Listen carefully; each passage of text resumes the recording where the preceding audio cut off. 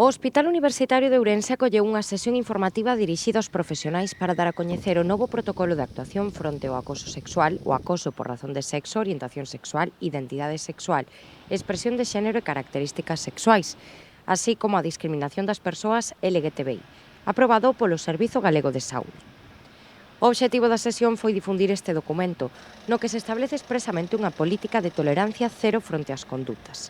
Ten por obxectivo principal reforzar o mantemento dunha contorna laboral segura, respetuosa e libre de calquera forma de violencia, discriminación ou acoso para todos os traballadores do Servizo Galego de Saúde. E tamén protexer o persoal das súas entidades adscritas, así como as persoas en formación, alumnado en prácticas, voluntariado e persoal de empresas externas contratadas que desenvolvan a súa actividade nos centros sanitarios. O obxectivo deste protocolo pois, é utilizalo como unha ferramenta para conseguir que o noso espazo de traballo sea respetuoso, igualitario e, sobre todo, o que persigue o Servizo Galego de Saúde é un tema de tolerancia cero cara aos temas de acoso sexual, discriminación por razón de sexo, bueno, todo o que contén o título tan extenso deste protocolo.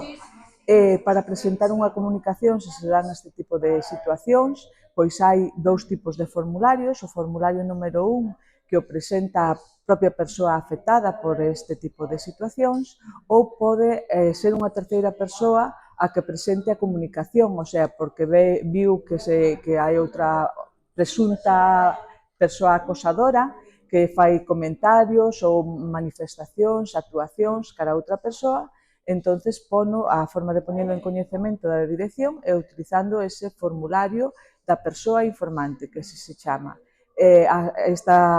O formulario número 2 pode presentar calquer persoa, ou poden ser ben tamén delegados de prevención de riscos laborais, representantes sindicais ou persoa da dirección do centro sanitario.